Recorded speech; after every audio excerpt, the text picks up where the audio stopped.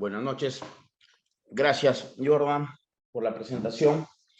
Vamos a continuar con los temas y que si me había encargado, el lunes pasado vimos todo lo que era el contrato, perfeccionamiento del contrato, y ahora vamos a ver las modificaciones que se pueden hacer dentro de un contrato regido bajo la ley de contrataciones y su reglamento, y vamos a tocar también el tema de los adicionales y las reducciones. Y voy a tratar de que me habilite en pantalla. Sí, doctor, está habilitado. Gracias. Déjame situarme.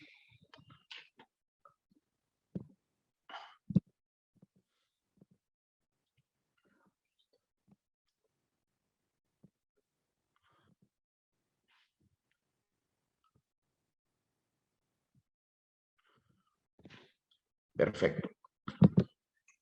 Vamos a comenzar entonces.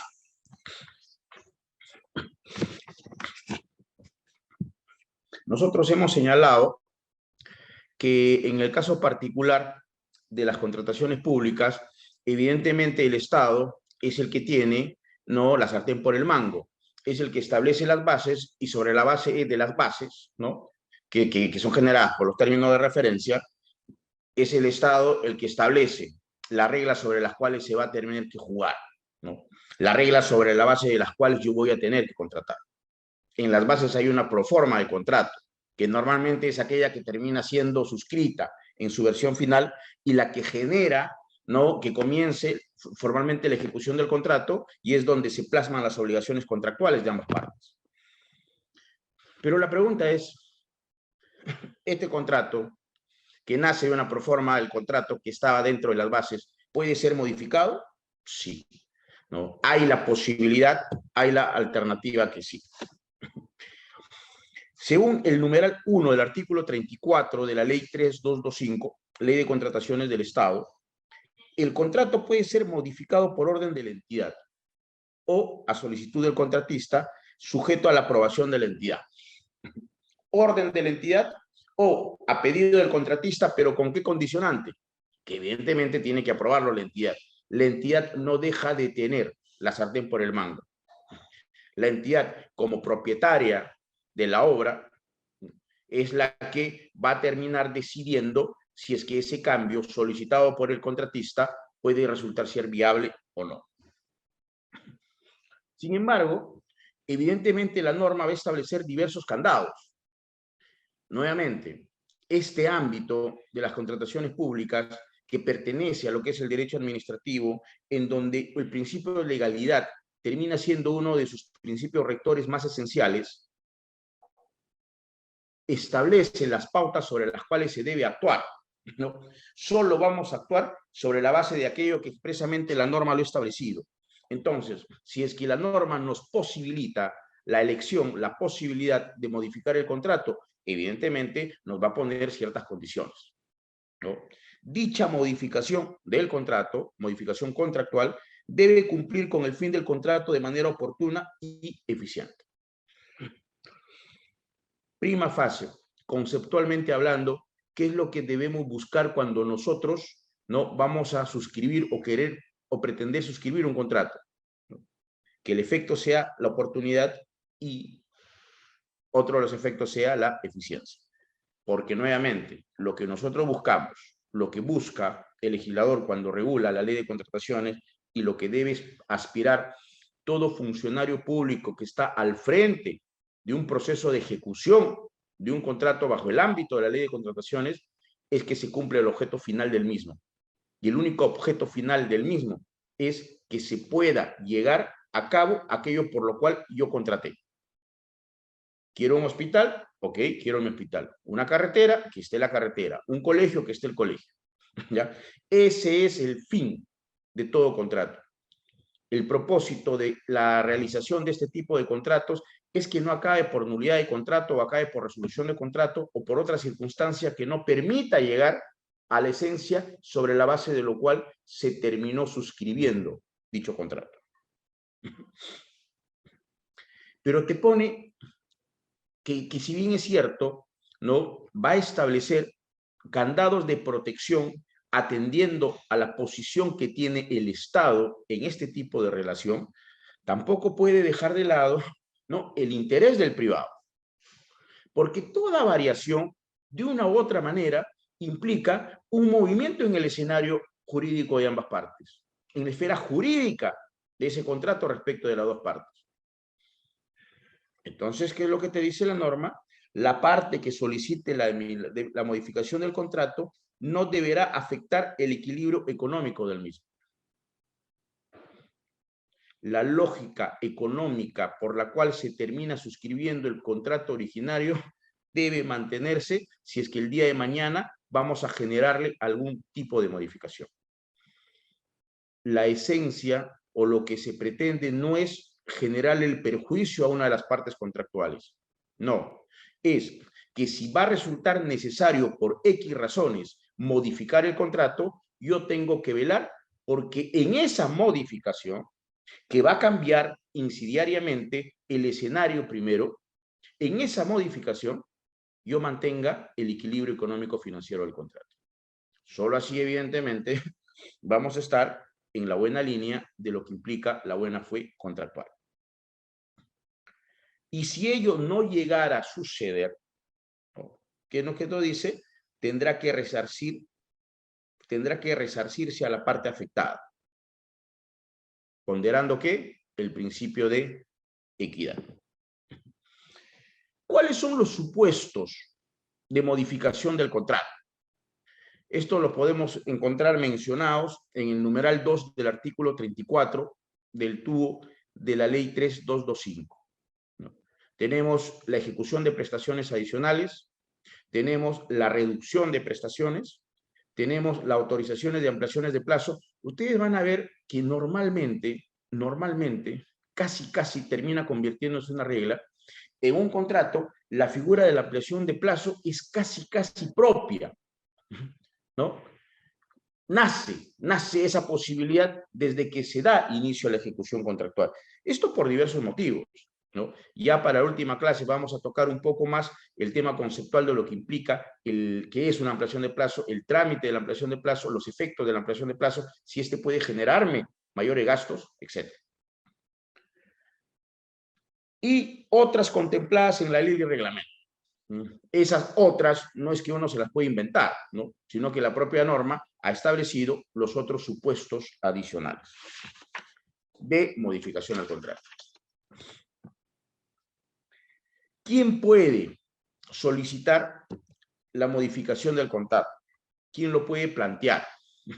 Acá tenemos dos partes contractuales, contratista, entidad. ¿Las dos pueden solicitar la modificación del contrato? Sí, ambas. Cada uno sobre la base, ¿no?, del escenario que le toca virar, caminar. En el caso de las modificaciones a cargo del contratista, tenemos dos supuestos, las prestaciones adicionales y las ampliaciones de plazo. En las prestaciones adicionales, ¿qué podemos mencionar? ¿No? Se dan estas en situaciones imprevisibles, detectadas con posterioridad a la suscripción del contrato. Esa es una de las características centrales de lo que viene a ser una prestación adicional. No tuviste que, esa situación no debió haberse advertido al momento de la suscripción del contrato. Porque si es que ya se hubiera advertido, evidentemente ya no estamos ante el supuesto de un adicional. Estamos ante el supuesto de una obligación contractual, que ya se reguló y para la suscripción ya constituía una obligación contractual del contratista, entonces tenía que cumplirla. No, el adicional tiene otro esquema.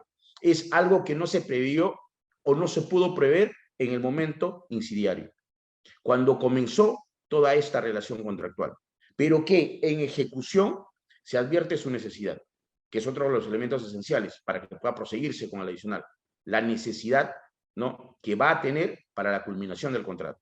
Esto es, en buena cuenta, si tú no haces esa prestación adicional, no vas a poder culminar el contrato, que es el objetivo que tú tienes.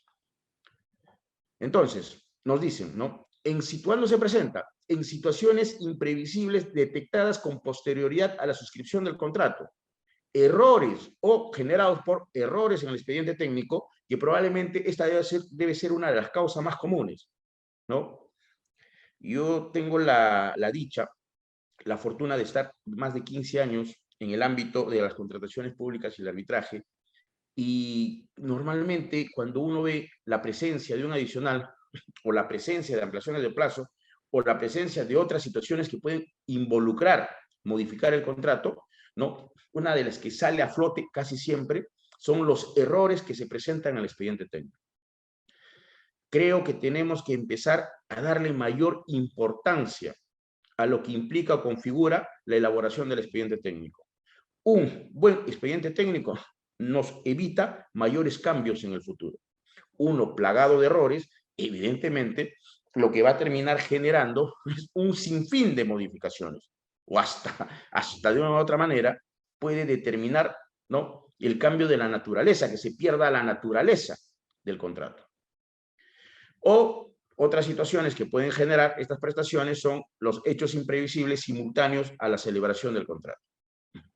Son situaciones que pueden pasar y la norma se ha puesto en un supuesto, ¿no? Yo puedo intentar corregir esa situación, solamente que habrá que ver caso por caso si conviene o no conviene aprobar ese adicional. Si ese adicional está dentro de los porcentajes establecidos y permisibles por la propia norma. Y si en verdad la ejecución de ese adicional va a terminar logrando el objetivo que se busca cuando se suscribe este tipo de contratos, que es que se llegue, evidentemente, al fin máximo de lo pactado, que es la construcción de aquello que en su momento se quiso hacer, se suscribió y se quiere tener. Pero fuera de las ampliaciones de las prestaciones adicionales tenemos las ampliaciones de plazo, y estas se dan por atrasos y o paralizaciones ajenos a su voluntad, ¿no?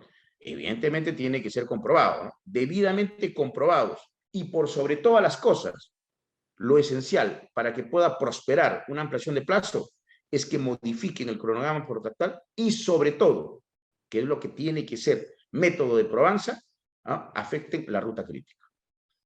Si tú pretendes conseguir una ampliación de plazo y no ha habido a la afectación de la ruta crítica, evidentemente no se tendría que conceder ninguna ampliación. Y por el lado de la entidad, tenemos las reducciones. ¿Qué implica esto? ¿No? Implica la ejecución de menores trabajos y actividades a los originalmente previstos. Así como termina siendo posible, porque siempre es una posibilidad latente, ¿no?, que en ejecución de contrato yo advierta que hay situaciones, entiéndase, nuevas obras, que no han sido determinadas en la etapa inicial de la ejecución del contrato, ¿no?, pero que resultan por su naturaleza esenciales para la culminación de este contrato, y yo me veo forzado a iniciar el trámite de adicional. También podrá haber situaciones en donde haya trabajos que ya no resultan necesarios, que en un primer momento se pensó que eran necesarios, pero ya en ejecución de obra se advierte que no. Entonces se hace el trámite de la reducción, ¿no? Y nuevamente, ¿qué implica esto? Es que se ejecuta menores trabajos y actividades a los originalmente previstos, ya que no resultan necesarios para el fin del contrato, ¿no?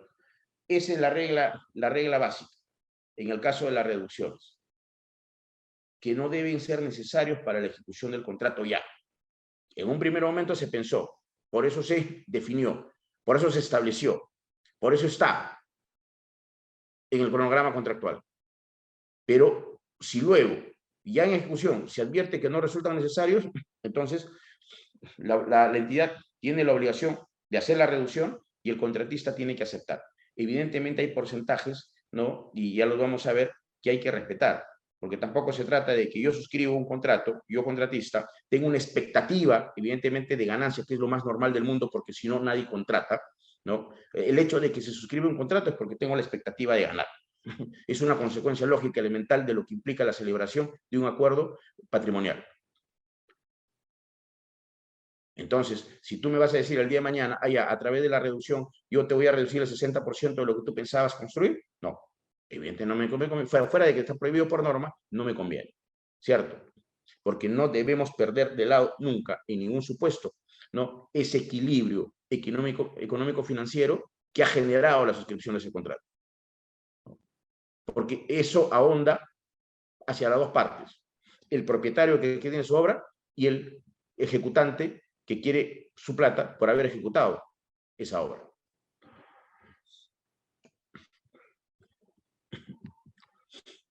Otras modificaciones al contrato, ¿no?, distintas un poquito a las más elementales, que es la que hemos mencionado.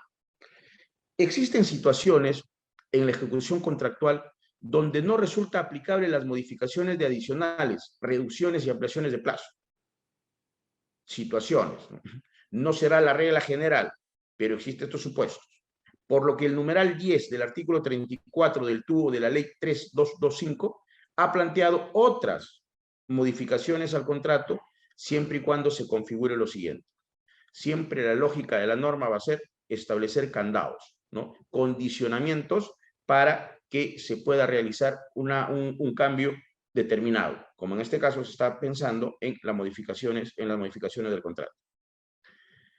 ¿Cuándo puede presentarse estas otras situaciones de modificaciones?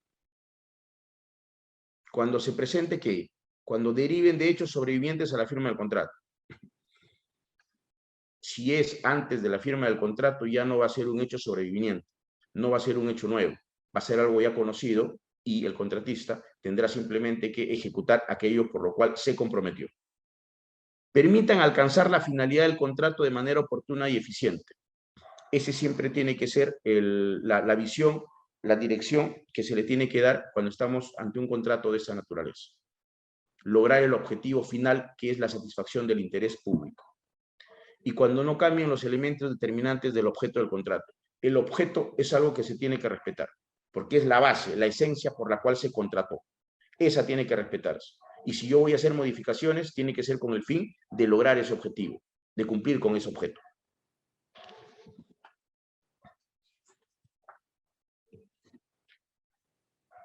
Las otras modificaciones al contrato, si bien derivan de caso fortuito o fuerza mayor, ¿no?, nos dice que estas modificaciones deben cumplir los requisitos y formalidades consignados en el artículo 160 del reglamento, ¿no? Y ello dependerá si dichos cambios incrementan o no el precio, conforme a lo siguiente.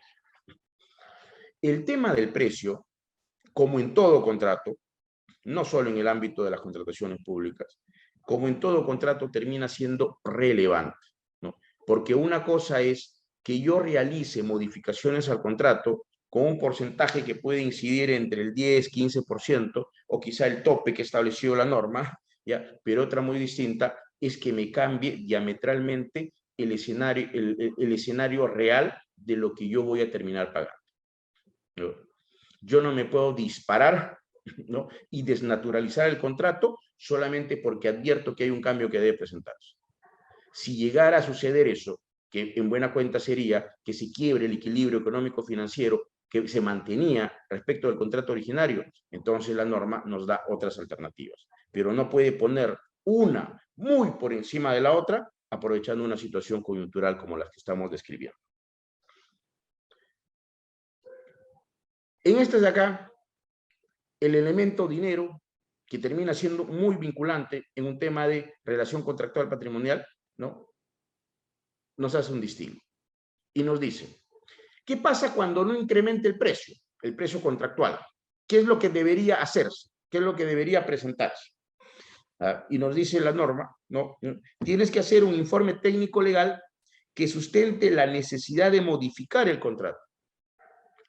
Ya de por sí tienes una base que te puede posibilitar avanzar, y es que no va a haber incremento del precio contractual, pero te pide un informe técnico para tener la base para aprobar estos cambios. ¿Qué es lo que debe decir?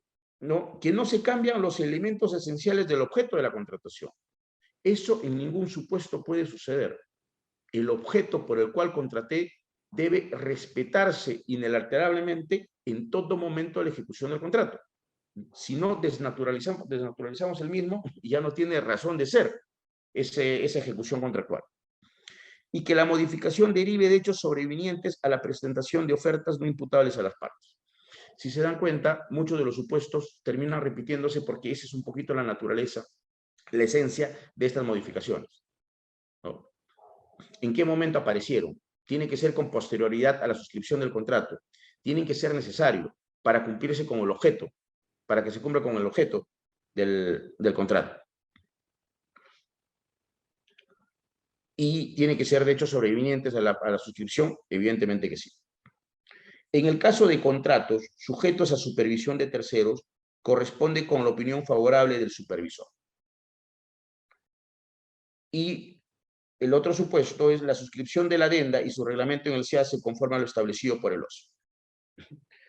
En el SEACE, ¿no? Se tiene que consignar absolutamente todo, que ese es el fortín, ¿no? De la transparencia. Yo cuelgo en el SEACE y es una información que debe estar para todos quienes quieran hacerle seguimiento a la misma. ¿Y cuál es el otro supuesto?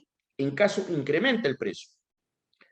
En caso incremente el precio, este tipo de modificaciones al contrato debe cumplir con todos los requisitos consignados en el numeral 1 del artículo 160 del reglamento, el que nosotros hemos detallado. Y de forma adicional, debe cumplir con los siguientes requisitos y formalidades, ¿no? Como ya hay cambio de un elemento esencial del contrato que viene a ser el precio, la norma, ¿no? Establece otros condicionamientos, ¿no? Y otras protecciones. Nos dice qué debe haber, además de los que ya hemos visto, tipo que es el informe técnico legal, ¿no? La inscripción en el SEACE, ¿no? Tiene que haber, ¿qué más? Certificación presupuestal. Básico. Primero, ¿por qué? Porque estamos hablando de que va a haber un incremento en el precio del contrato originario. Y ya ese contrato originario ya tenía su propia certificación presupuestal, ¿no? Y era hasta el monto que se había convenido pactar para la ejecución de ese contrato. Pero si yo voy a hacer una modificación que va a terminar teniendo efecto directo en el precio, esto es, va a incrementar el precio, la entidad tiene la obligación de contar con el presupuesto definitivo. Tiene que tener la certificación presupuestal para poder avanzar en la ejecución de esa nueva obra, ¿ya? De esa modificatoria. Y lo otro, que ya es un tema formal, ¿no? Pero sí importante porque finalmente es quien asumirá toda responsabilidad de lo que pueda suceder en relación a este contrato, es que debe ser aprobado por el titular de la entidad. O porque también está la posibilidad en la persona o en el funcionario público que él delegue.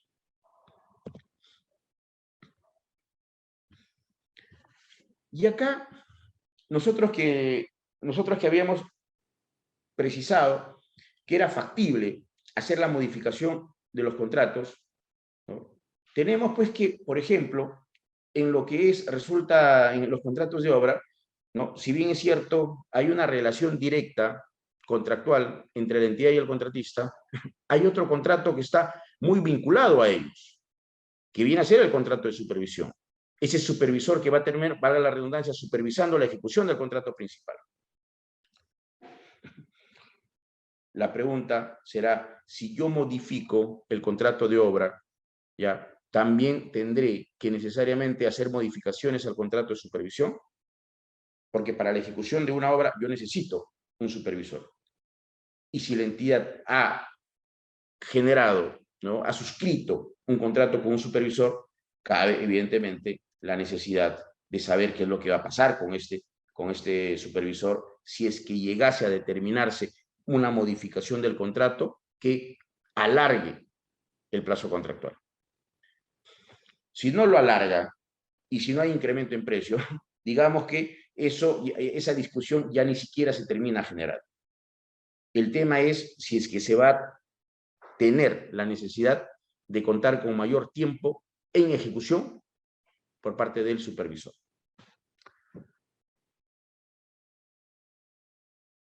¿Qué les comento acá?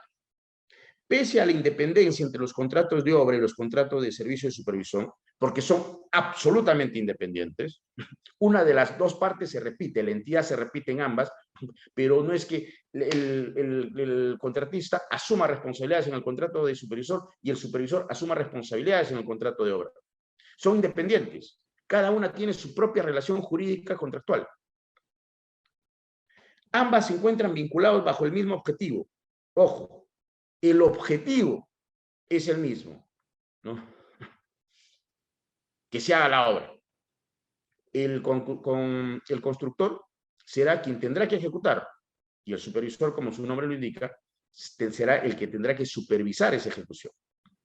Pero los dos van a un mismo punto, que es que se logre el objeto del contrato, el objetivo contractual. Es por ello que la modificación de un contrato de obra, por lo general, puede haber excepciones, evidentemente, por lo general, genera modificaciones en el contrato supervisor. Ello conforme al artículo 34 de la Ley de Contrataciones.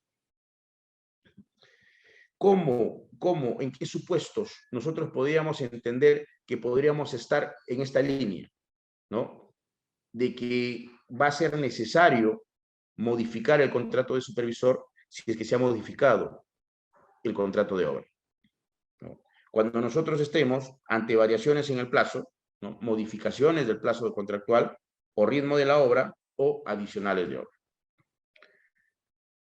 Por ejemplo, la opinión técnica del OCE 159-2019, ¿qué nos dice? El contrato de supervisión es un contrato independiente del contrato de obra, ¿no? En eso sí todos estamos absolutamente claros. Son dos relaciones jurídicas contractuales independientes. En tanto constituyen relaciones jurídicas distintas. Uno es el ejecutor, el otro es el supervisor. Ambos se encuentran vinculados en virtud de la naturaleza accesoria que tiene el primero respecto al segundo. ¿Qué duda cabe que el contrato más relevante es el de obra, ¿no? Porque si tú eres supervisor para fiscalizar ese contrato, existes en tanto hay ese contrato de obra que voy a fiscalizar. No es al revés. Esta relación de accesoriedad determina que los eventos que afectan la ejecución de obra, por lo general, también afectan las labores del supervisor. Yo necesito, en un contrato de obra, yo necesito que el supervisor esté presente en obra siempre, ¿no? Porque va a ser los ojos y oídos de la entidad.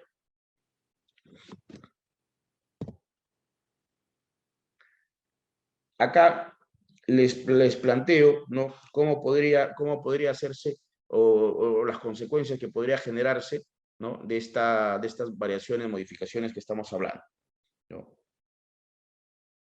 Por ejemplo, variación en el plazo o ritmo de trabajo de la obra, ¿no? Hemos dicho dos supuestos, ¿no? Plazo, ampliación de plazo o ritmo de trabajo, y hemos visto los adicionales. El encargado de autorizar dicha modificación es el titular de la entidad. Las variaciones, por un tema de plazo o por un tema de ritmo de trabajo. Bajo las condiciones del contrato inicial y hasta un 15% del monto del contrato inicial, ¿no? Ha establecido un porcentaje para este tipo de supuestos. En caso supere dicho monto, se necesita aprobación de la Contraloría General de la República previo al pago.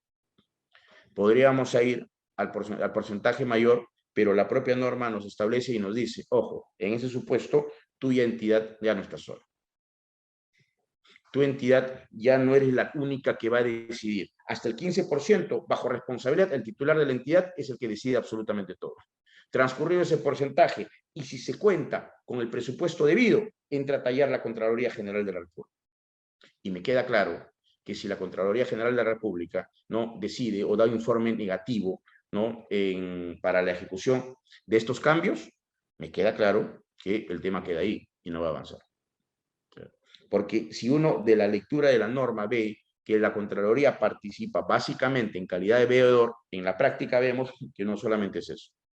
Y que finalmente, ¿no? los funcionarios públicos ante dictámenes de Contraloría prefieren normalmente por cura de salud hacer caso a la misma y quedarse ahí. Y en el otro escenario, ¿no? en los servicios de supervisión derivados, de adicionales de obra, tenemos que el titular de la entidad autorizará este tipo de modificación siempre y cuando resulten indispensables para el adecuado control de la obra. Yo les había dicho, una de las reglas más elementales, más importantes, relevantes, trascendentes de un adicional es que tiene que ser su ejecución. Su ejecución tiene que ser relevante para la culminación de la obra originaria, para alcanzar el objeto máximo de lo que yo he querido contratar. Porque si no tiene esa relevancia, entonces no es necesaria su ejecución. El adicional per se es una obra nueva respecto de lo que se está trabajando, pero determinante, que sin ella difícilmente se va a lograr el objetivo final, que es la construcción de aquello que yo contraté. Siguiendo, bueno, acá te dice el adecuado control de obra siguiendo las mismas condiciones del contrato original y o precios pactados. Que eso es algo que sí siempre se va a tener que respetar, ¿no? El tema del plazo y el tema del monto contractual son cosas que evidentemente terminan siendo relevantes cuando hay este tipo de modificaciones. Y acá entramos entonces, ¿no? Sobre la base de lo que yo más o menos les he estado indicando, ¿qué cosa termina siendo un adicional? ¿En qué supuestos terminan siendo relevantes los adicionales? ¿Y cuán trascendente termina siendo para que yo pueda encontrar el objetivo máximo pactado? La construcción de aquello que yo contrato.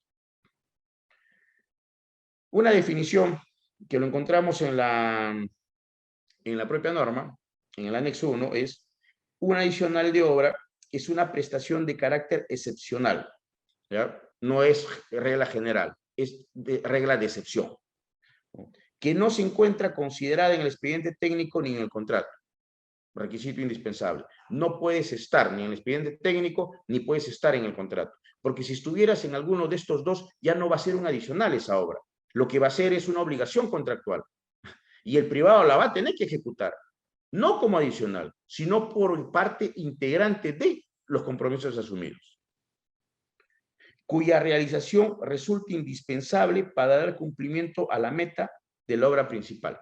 ¿Cuál es la meta de la obra principal? Es el objeto por el que yo contraté, aquello que decidí yo construir y que me lo entreguen en el plazo previsto, ¿no? Y que da lugar a un presupuesto adicional. El adicional, ¿no? Porque se trata de una obra nueva, no prevista en el expediente técnico, ni en el contrato, ni en los términos de referencia, ¿no? Evidentemente su ejecución va a generar la existencia de un presupuesto adicional, un presupuesto solo de ese adicional.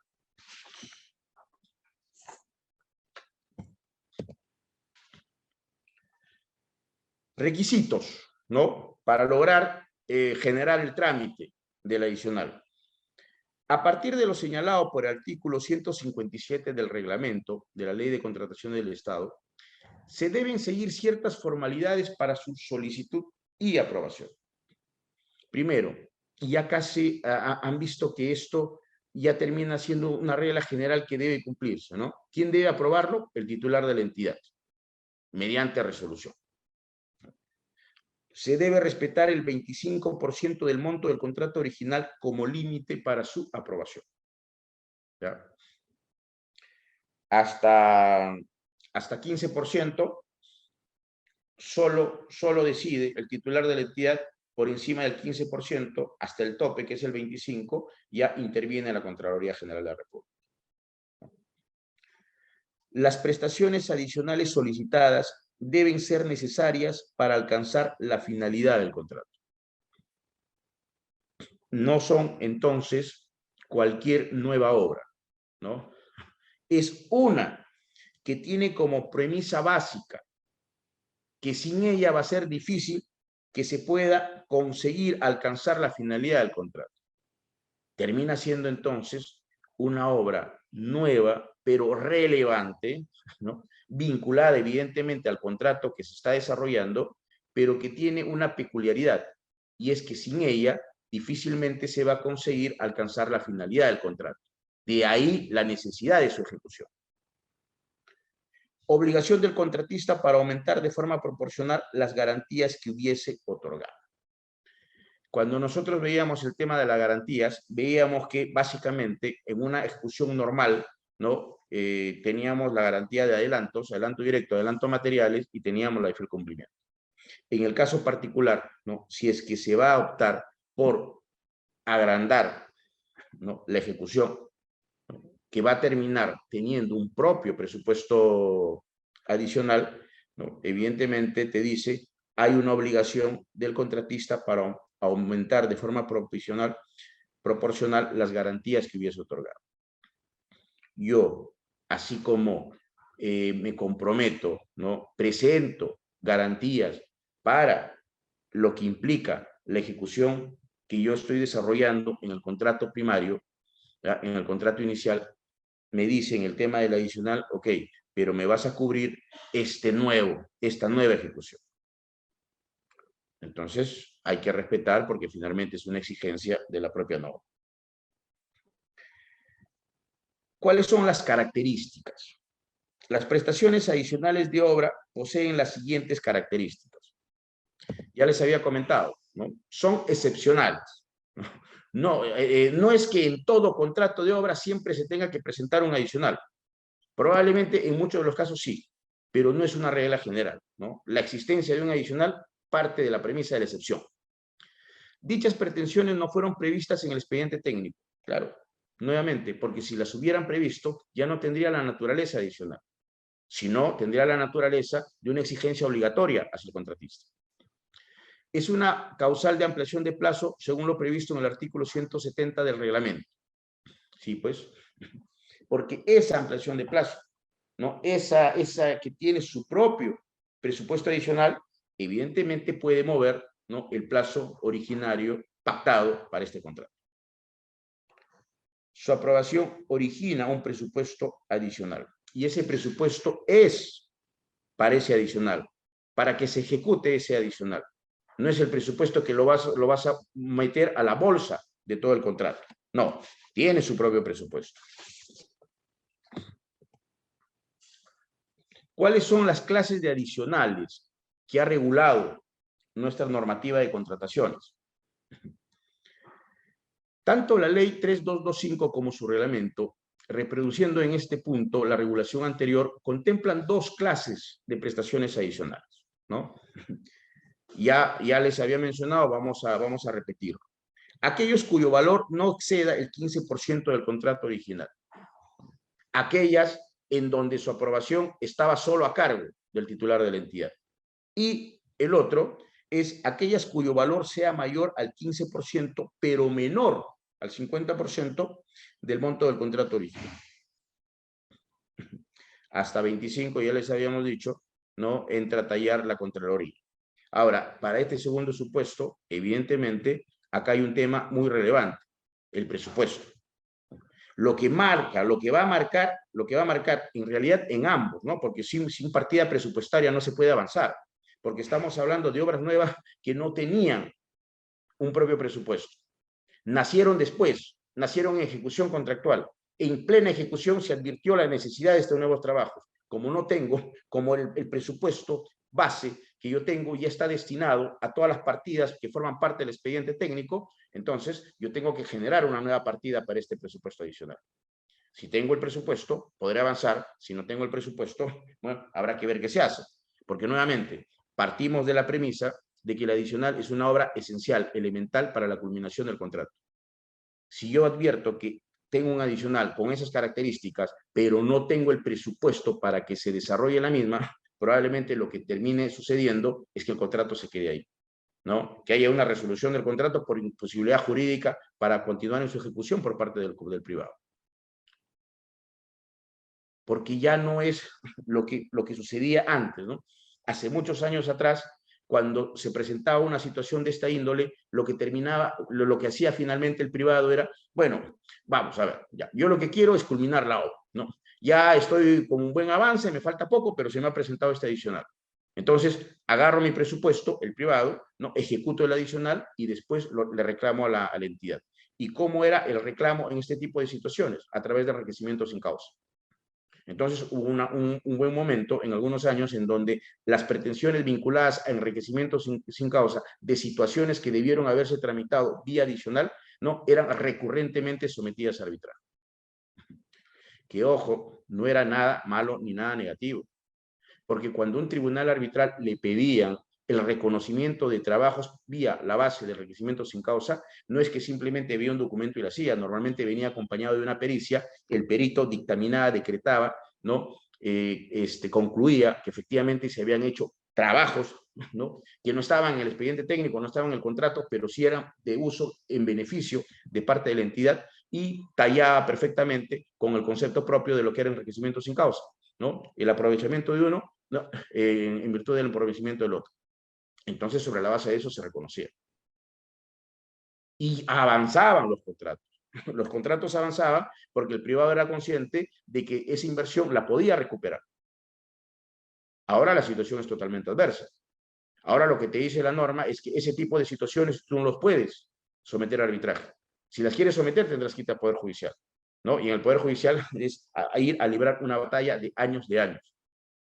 Entonces lo que está sucediendo en la práctica es que si es que yo, ejecutando un contrato, advierto la necesidad de un adicional, no se me quiere aprobar ese adicional y yo sé que sin ese adicional no puedo lograr el objetivo máximo del contrato, que es la culminación de la obra, entonces yo me voy del contrato, ¿no? Ya nadie va a querer apostar a lo que se hacía antes, que era utilizar sus propios recursos para ejecutar ese adicional, porque ahora yo no lo voy a poder reclamar en la vía arbitral, que con críticas y todo termina siendo muchísimo más eficiente que la vía judicial.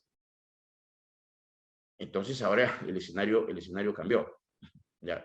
Pero la lógica termina siendo la misma, ¿no? O sea, si tú al día de hoy, ¿no?, te presentas, te enfrentas a un adicional respecto del cual no te lo quieren aprobar, evidentemente, probablemente lo más salomónico sea, vamos a dejar las cosas acá, ¿no? Porque yo ya no puedo avanzar más por este impedimento y tú vas a tener que, tu entidad vas a tener que volver a convocar, pero esta vez trata de no olvidarte que este adicional ya debe formar parte de tu expediente técnico.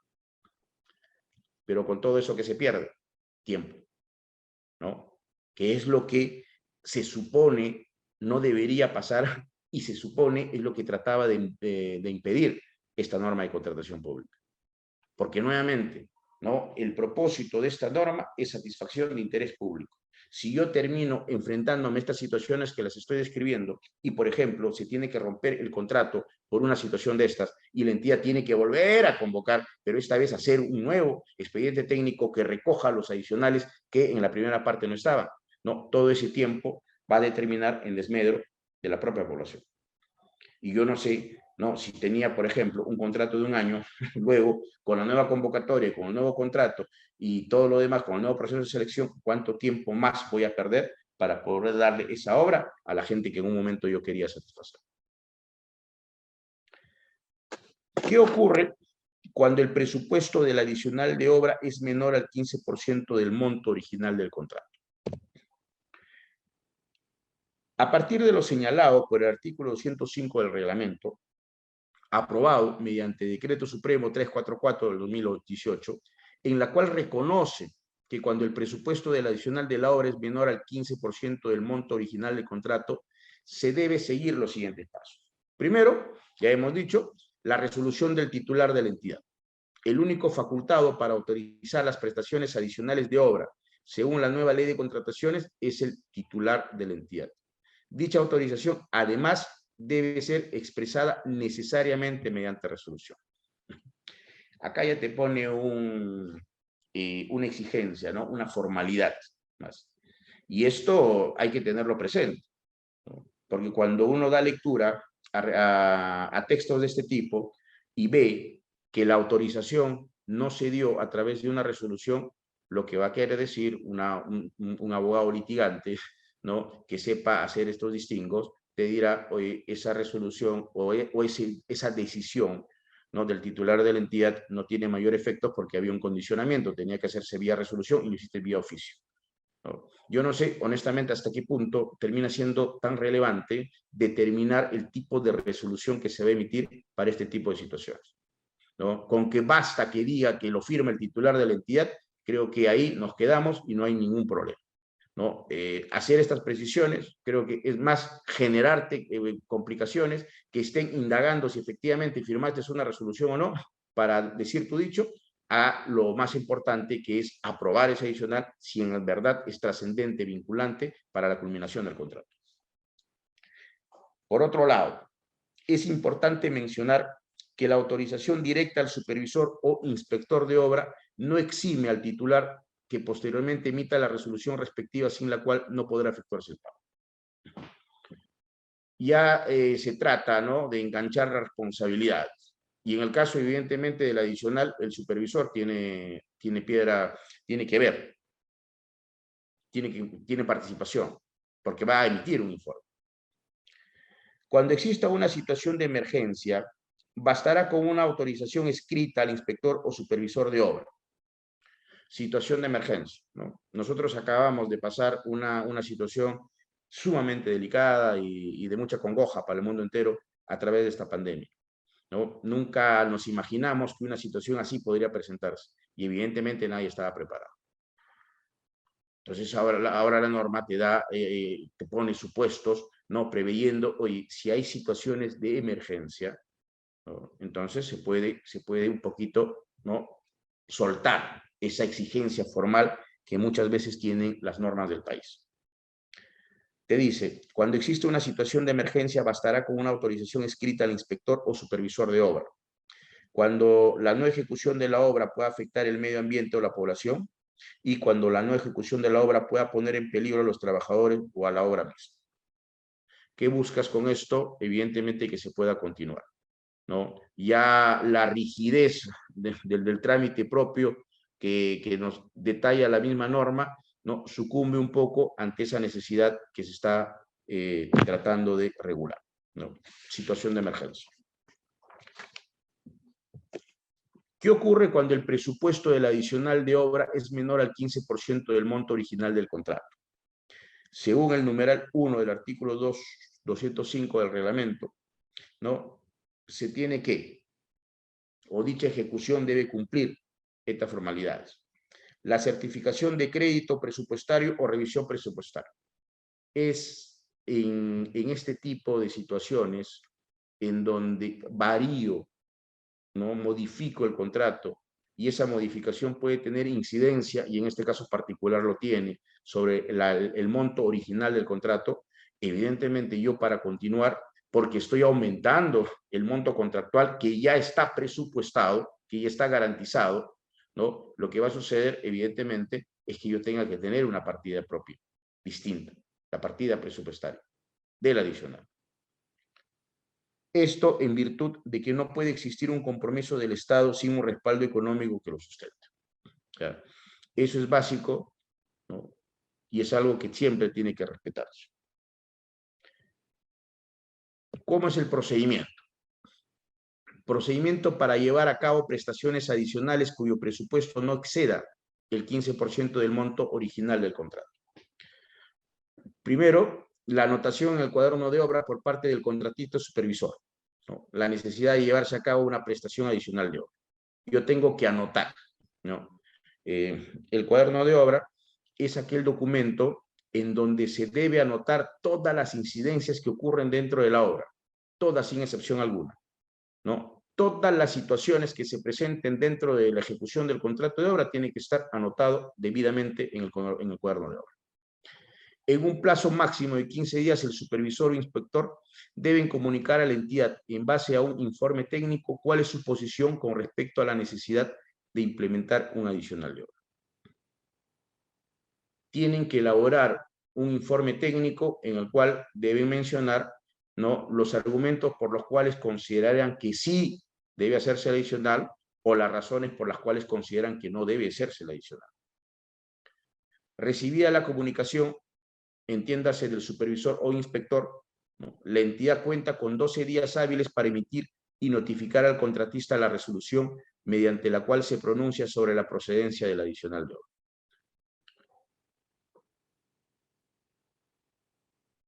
La entidad puede, evidentemente, validar la sugerencia del supervisor o inspector, o hasta puede tener una posición contraria, ¿no? En el hipotético caso que decida respaldarla, ¿no?, tenemos que, una vez aprobada la prestación adicional, la contratista debe ampliar de manera proporcional la garantía. ya tienes el presupuesto adicional, ¿no? Ya se ha decidido la aprobación del adicional, se ha establecido el tiempo que debe demandar el adicional y te dice algo más, sí, pero ese puchito adicional me lo tienes que garantizar. Adicionales de obra mayores al 15%. Esta clase de adicional de obra le reporta mayores gastos a la entidad, ¿no? Y, por ende, su emprendimiento solo se encuentra justificado en escenarios muy excepcionales, tales como deficiencias del expediente técnico, que, como les había mencionado, lamentablemente es uno de los problemas habituales, ¿no?, en todo lo que es ejecución de contrato de obra pública. O situaciones imprevisibles posteriores al perfeccionamiento del contrato. La regla siempre va a ser, para que exista o yo pueda hablar de un adicional, tiene que haberse presentado con posterioridad al perfeccionamiento del contrato, ¿no? Un hecho nuevo, más allá de el momento en que se suscribió el contrato. ¿Cuáles son los requisitos, ¿no?, para estos adicionales mayores al 15%? La resolución está en el 209 del reglamento, la resolución del titular de la entidad que autorice la ejecución de la obra, la autorización previa de la Contraloría General de la República, y que esto es elemental. En realidad, yo no sé si la segunda honestamente sea tan relevante o no. Finalmente, como se trabaja de un tema de presupuesto y estamos ante un supuesto por encima del 15%, tenga esa chance o no. Pero ha habido supuestos en donde lamentablemente los informes que he podido leer en algunos casos de la Contraloría no han sido los mejores, ¿no? Y no siempre ponderando la ejecución del adicional. En muchos de los casos negándose e entendiendo que no se trataba de adicionales. Y lo que ha terminado generándose, evidentemente, es un congelamiento en esa relación contractual, porque al advertir eso, el privado, a como de lugar, trata de zafarse de esa ejecución. Entonces nos quedamos, ¿no?, con un contrato trabajado a medias, ¿no?, sin que se haya culminado con el objetivo del mismo, y que probablemente va a tener que requerir la participación de otro postor, pero esos otros postores ya van a estar enterados de que había un adicional y van a exigir que ese adicional forma parte del expediente técnico. Entonces, la consecuencia no es tan sencilla como uno podría vislumbrar.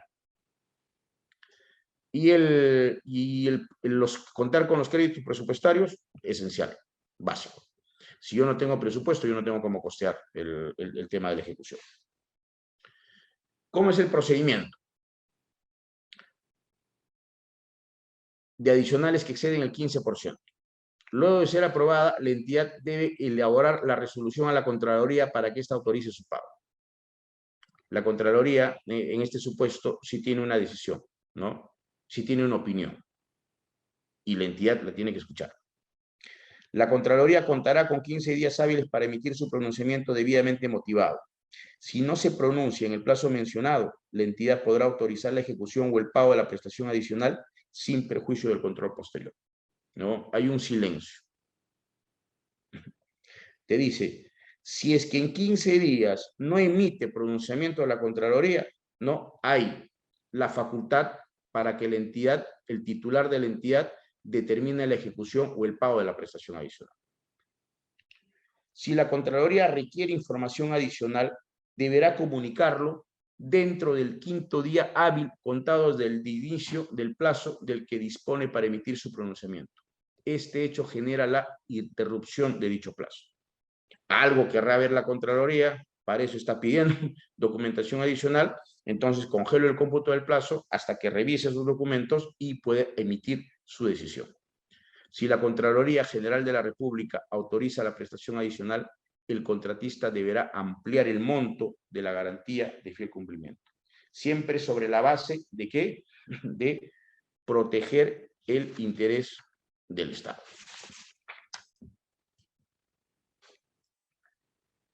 Si es que llegase a presentarse inconvenientes en relación a el adicional o el presupuesto adicional, ¿no?, tenemos que, según la norma, al día de hoy, tendrían que irse al Poder Judicial para dirimir esas controversias. Esto está en las últimas normas, ¿no? Antes no había esta previsión, pero ahora no solamente mencionan el adicional, ojo, mencionan también que si un trabajo o la ejecución de una obra que debió haberse tramitado como adicional, no lo tramitaste como tal, pero finalmente lo terminaste haciendo y quieras reclamarlo vía indemnización o enriquecimiento sin causa, no lo vas a poder hacer. ¿Por qué? Porque todos esos supuestos, según norma, al día de hoy, son materias no arbitrables. Al ser materias no arbitrables, ¿dónde tienes que ir? Al fuero ordinario, al Poder Judicial, a debatir esta situación. ¿Qué nos dice el artículo 45, referido a medio de solución de ejecución contractual? La decisión de la entidad o de la Contraloría General de la República de aprobar o no la ejecución de prestaciones adicionales no puede ser sometida a conciliación, ni arbitraje, ni a la Junta de Resolución de Disputas. Sería bueno, ¿no?, tener el móvil, el fundamento, ¿no? Sería bueno que se explicara por qué sí podemos tener otras tantas controversias que van a arbitraje y particularmente el tema del adicional no. ¿Qué de distinto puede tener el adicional, ¿no?, en relación a otras controversias como son la liquidación, como la resolución de contrato, como la nulidad del contrato, como valorizaciones mayores metrados, etcétera? ¿Qué distinto puede tener, ¿no?, para que el adicional, ¿no?, y las figuras que eventualmente pueden plantearse como subordinadas a ella no deban ser vistas en arbitraje? No hay un argumento lógico, no hay un argumento técnico, es simplemente la opción del legislador que dice, no, ese tipo de situaciones me las llevo al Poder Judicial, olvidándonos de que en el espectro arbitral peruano, ¿no?, hay muchos profesionales que se han dedicado su vida profesional a perfeccionarse en el ámbito de las contrataciones públicas, del arbitraje, del derecho administrativo, en el ámbito contractual, ¿no?, en el ámbito de los contratos de obras públicas.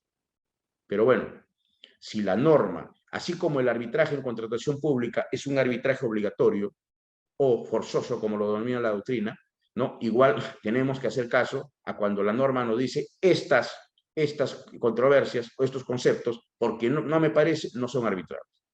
Entonces, para la legislación peruana, ¿no?, los adicionales no son materia arbitral. Y si yo quiero cuestionarlos, tendré que ir a la vía ordinaria.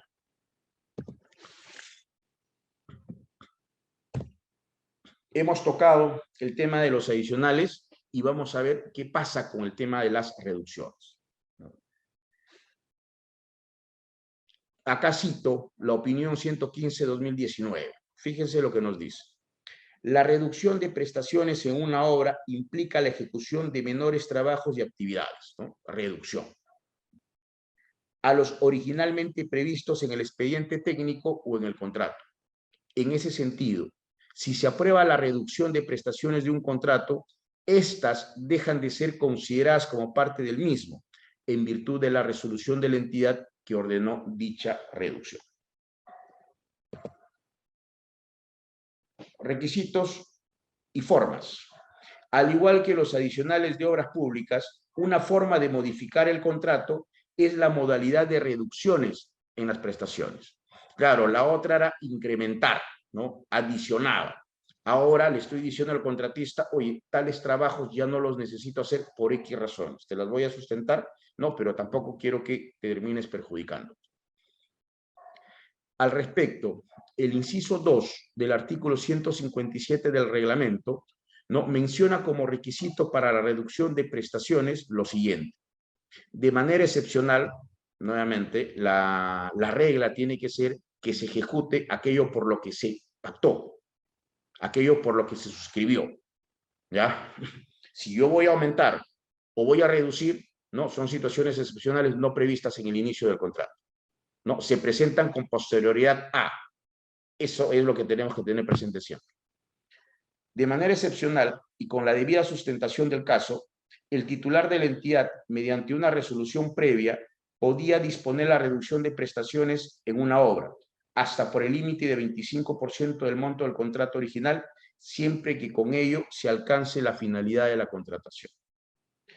Yo, por determinadas razones, que eso ya se va a ver en cancha, ¿no?, es una situación casuística, decido reducir las prestaciones a cargo del privado, ok. está bien, pero sí tengo que tener presente algo, tengo que ponderar algo, tengo que proteger algo, tengo que respaldar algo, y es que no me puedes chocar con la finalidad del contrato. No puedes, por esa reducción, pretender ir contra el objetivo del contrato. No, tú me tienes que garantizar que el objetivo máximo del contrato se va a terminar cumpliendo y, ok, yo no hay problema, hago esa reducción.